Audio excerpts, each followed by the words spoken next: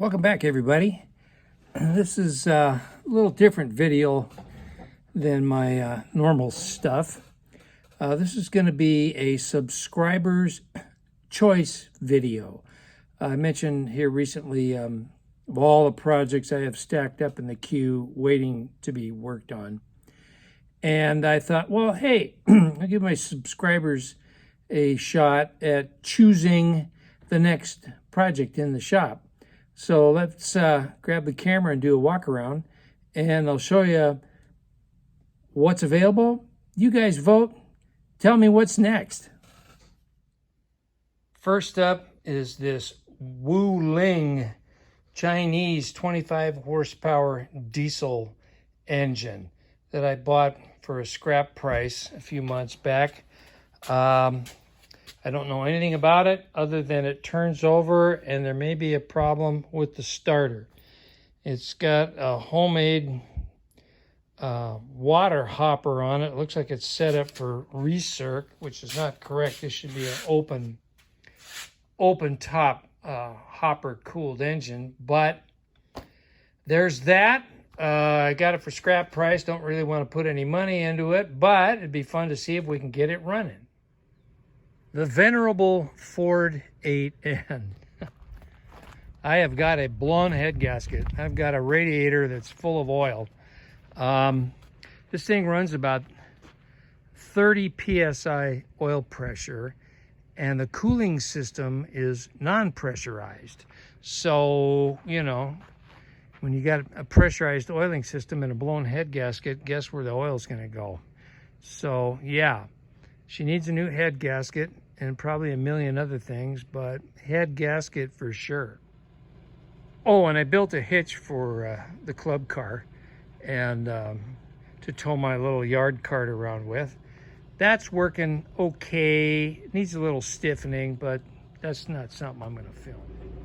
The road trip treasure, a little Gibson Model A. I have never, ever gotten this thing to run quite right since I brought it home a couple years ago. I can't get it to settle down. She wants to go straight to full throttle every time I fire it up.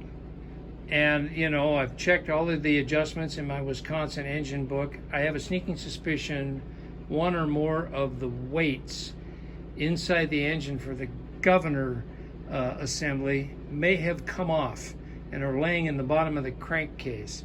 So I need to tear into that and see what's happening. So this is another candidate to wrench on.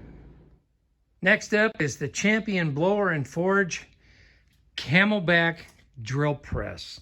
This is kind of a long-term project because I need to take it down to parade rest and give it a thorough cleaning. A lot of rust to remove. Check out Babbitt bearings, that kind of thing. Come up with a power plant to run it, which I may have hiding back here under the cardboard and a bunch of junk piled up under it. That International 3 to 5 LB engine, which needs a new fuel tank. It looks good at a distance, but the top of it is perforated with rust holes, and you take the fuel cap off and it's just a big rusty mass in there. I need to make a new fuel tank out of sheet metal. So that's a potential project. But the Camelback drill press needs full restoration. This isn't, these aren't projects, but I wanted to just show you. I just posted a short showing me, you know, rigging one out of the truck. I got these for free. They're 5,500 pound capacity industrial forklifts, and they both work great. They just need a little cleaning and lube. One is, it's a Magnum made in Canada, 5,500 pounds. It's model M55. And the other one is a Bowman forklift pallet jack, again 5,500 pound capacity. Those are made in Los Angeles, California. Two very fine pallet jacks. I don't need two, so I'm going to use one for trading stock. But they're not projects. I'm just showing you. Speaking of pallet jacks, Quick shipyard story. Back in the 80s, I was on a four-man sheet metal crew, and we were out at Dry Dock 5. There's 6 dry docks in the naval shipyard that I worked at all those decades. And Dry Dock 5 was typically one used for submarines. And we were working on the USS Silversides, which has long since become razor blades. But back in the 80s, it was still an active duty naval vessel. Well, we had 2 guys on the crew. We had Ernie, and we'll just say the Pigeon. That was his nickname. Those 2 were always going at it all the time, picking on each other, practical jokes, blah, blah, blah. Well, one day we were in the Kelly shack on the pier where we kept all of our tools and materials, which in a Kelly shack, all it is just a steel frame with corrugated sheet metal siding. You freeze in the winter and you fry in the summer. And if your buddy falls asleep, you know, at the service table in there, you grab your big ball peen hammer and you go outside right behind him and you bang on the side of that Kelly shack and scare the wajubis out of him. That was always fun. Well, anyway, I digress.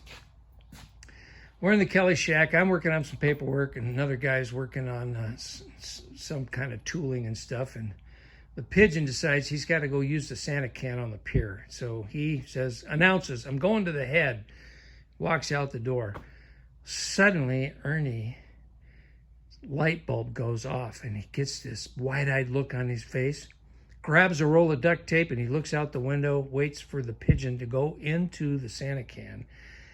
And when he's sure the Pigeon is fully committed, he runs out there with that roll of duct tape and tapes the door shut, just, spins around in a circle, wrapping duct tape around this Santa can. And of course, the Pigeon's in there banging on the walls and he can't get out. He's duct taped in. Then Ernie comes back and grabs a pallet jack, runs out there, jacks up the Santa can, and takes the Pigeon for a ride down the pier over the crane tracks. Yeah, your tax dollars at work. So there you go. An oddball shipyard story and several projects that are in the queue. So this is subscriber's choice. You guys tell me in the comments which project you'd like me to take on next, and that's what we'll start working on. So thanks for watching. We'll see you soon on the next one, and I'll announce which project we're going to start, and we'll go from there. See you later, everybody. Have a good night.